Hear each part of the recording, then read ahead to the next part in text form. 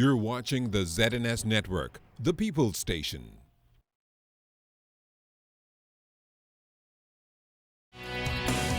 Ahead tonight, hear how NEMA is responding to its critics. The Education Minister assessing schools affected by the storm. And health officials confirm how many clinics were damaged by the hurricane. The Bahamas Tonight First at 6 starts now. Now in HD.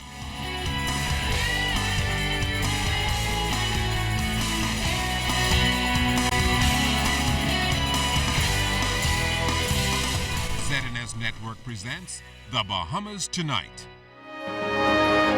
And now, first at 6.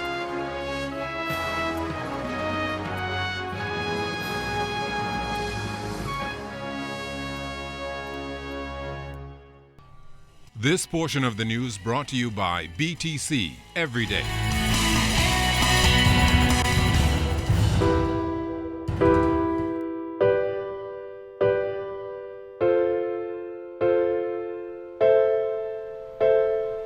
NEMA accepts responsibility for not preparing the Bahamas for Hurricane Joaquin. Good evening, everyone. I'm Charisma Robinson, and welcome to the Bahamas Tonight First at 6. We now know that roughly 1.5% of the population, or some 5,000 people, were impacted by Hurricane Joaquin. And while the debate continues as to who bears the responsibility for lack of notification and preparedness, we're also learning that some of the established protocols to safeguard residents from these breaches were not followed. First at 6, Clint Watson starts us off tonight with the response from the National Emergency Management Agency. We have to accept the blame that the manager or the island administrator get his managers to open his shelters. We have to accept it here. NEMA's Director Captain Stephen Russell taking responsibility for protocols not having been followed ahead of Hurricane Joaquin devastation on the central and southeastern islands. However, not mincing words this time when it comes to addressing deficiencies that occurred either ahead of or during the storm. He made it clear that shelters were not opened in many of those storm-ravaged islands. Based on charted information at the command center, out of 5 shelters in San Salvador, 3 opened. In Rumkey, the single shelter opened but was compromised, forcing residents to move to the clinic. Long Island had only 1 of the 10 shelters opened. Crooked Island only opened 2 of the 7 shelters, both of which were compromised during the storm. But in Ackland, none of the 6 shelters were opened. Instructions were not given by the administrator to activate his shelters to his committee members. That's what we're gathering. We now have to go back and meet with the administrator and his team. Why is it that your shelters, upon instructions, were not open to receive your people? And while NEMA may accept the blame, he is not accepting the explanation that sufficient time nor notice wasn't given. On Tuesday morning at 9 a.m., we partially activate our operations center here. And by noon, we were having announcements out to all administrators in the islands to prepare their shelters for opening, I think it's 6 p.m. for that afternoon. So obviously everybody had adequate warning? Yes, adequate warning. As far as communications failing, Captain Russell says NEMA's communication arm is made up of most of the major networks that are responsible for communication, and if it fails, it's a combination of factors that must be considered. So between the police, BC, the defense force, wherever they are and when they are in those areas, and those 3 units, they form our communications subcommittee in all of our islands. When the defense force are deployed, if their men go with additional communications assets, they are another 4th unit in that communication hub. And we try to ensure that all of our island administrators have a satellite phone. So between the 5 of those units or agencies in a respected area, we seek to ensure that through one of them we can get some information in or out of the disaster-stricken area. Captain Russell also says they've created a WhatsApp group with all relevant personnel on all family islands, and they use it to issue all alerts, watches, and warnings. In fact, the Department of Meteorology is holding firm to its position that it dealt with notification properly. Senior Deputy Director Trevor Baisden defended his unit against criticism that they dropped the ball. They were disseminated in a timely manner. Now, whether they were caught off guard or whether they heard, I'm not certain, but for certain from my office, we held our responsibility and performed it to the necessary maximum. Clint Watson, ZNS Network News. With numerous schools damaged in the wake of Joaquin, hundreds of students affected will now continue their education in different surroundings.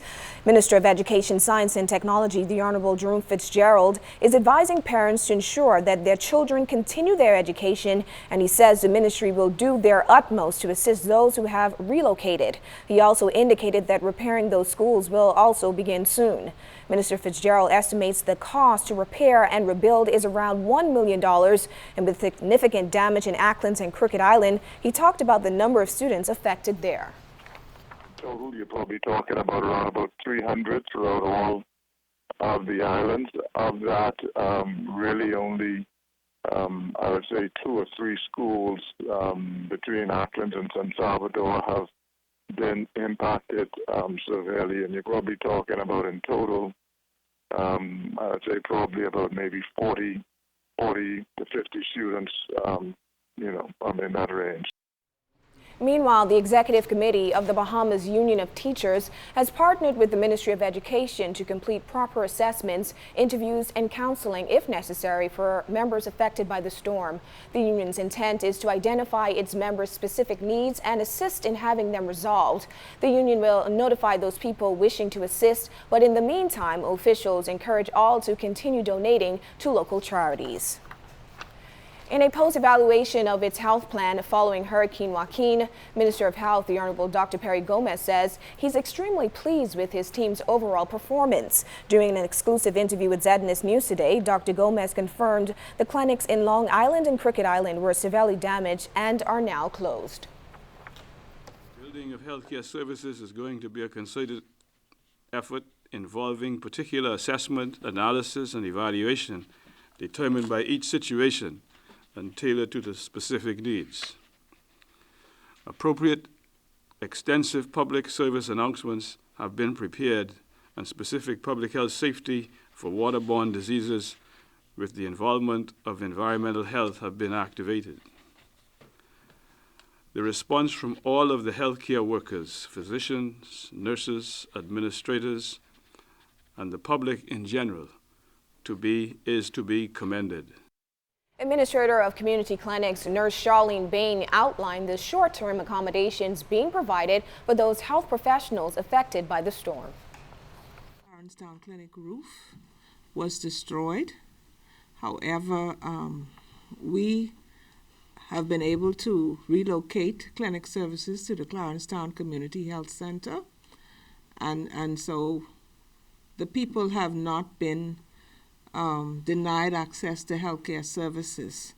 In regards to the Cornell Hill Crooked Island Clinic, that clinic received extensive damage, and we have been in contact with the National Insurance Board to utilize their local office in Cornell Hill Crooked Island. And so in regards to those two communities, we will still be able to sustain healthcare services for the people.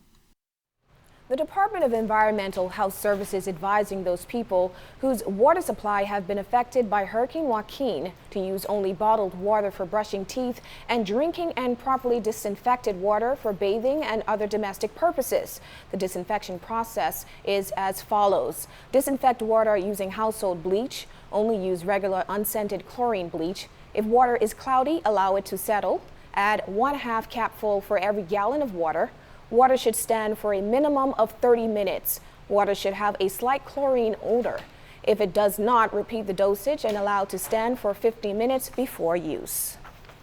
Several business associates locally and internationally have teamed up with the National Emergency Management Agency to assist victims in the Southern Islands affected by the storm, among them Exuma-based February Point. Partner Burton Rogers says Open MRI will donate $10,000 worth of portable generators to be dispersed to those islands. Rogers says there are quite a few international partners that have jumped on board to assist where necessary. Other associates of mine, Roger Stein and his wife, Elena, they have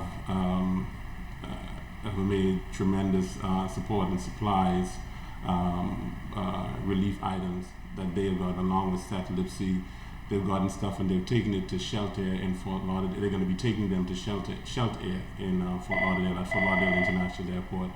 And what Elena did was actually pretty incredible because she also got the a lower school in Coconut Creek, and they had a drive for the Bahamas Hurricane Relief Fund. So they're getting supplies and all that stuff, and they're bringing them to one central point in Fort Lauderdale, and then we're going to have those shipped here.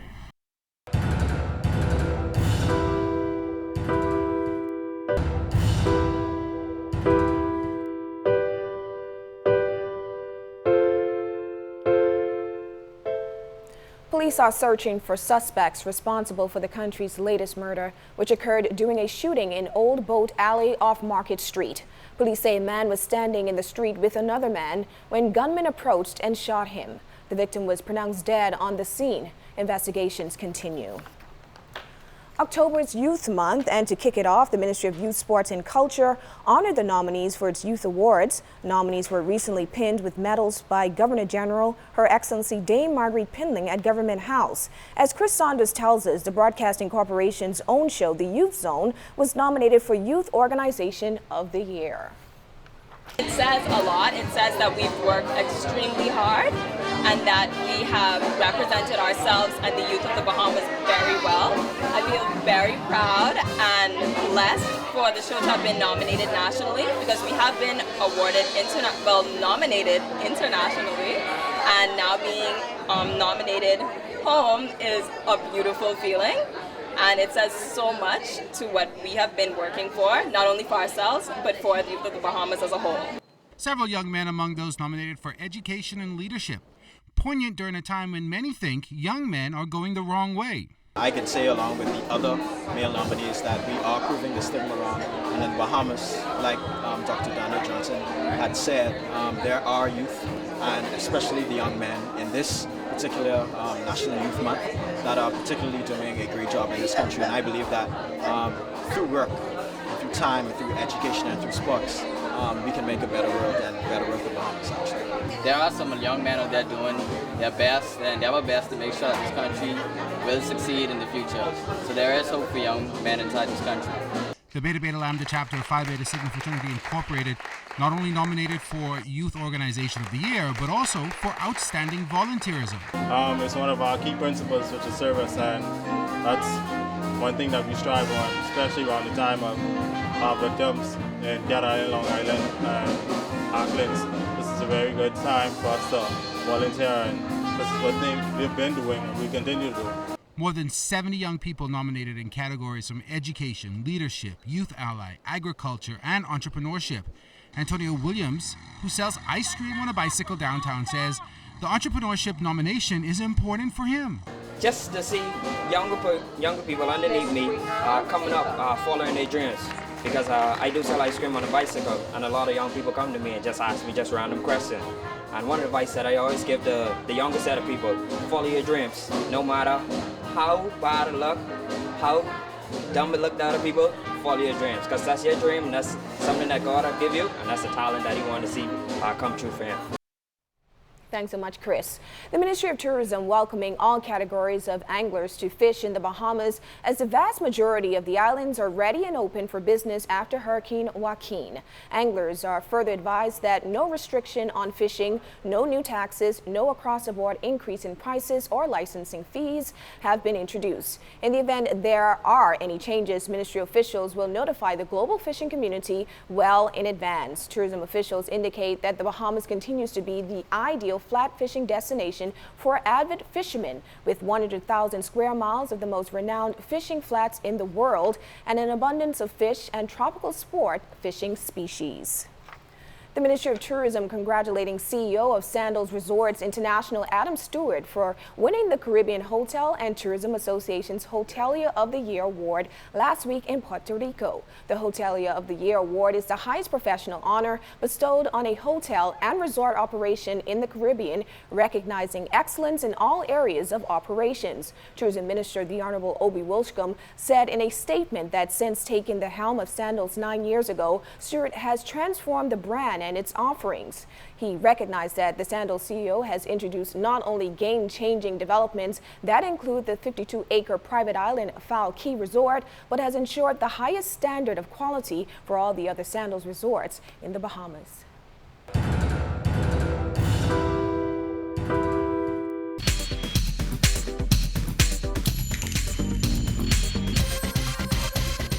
This is ZNS Total Sports, brought to you by Fourth Terrace Diagnostic Center.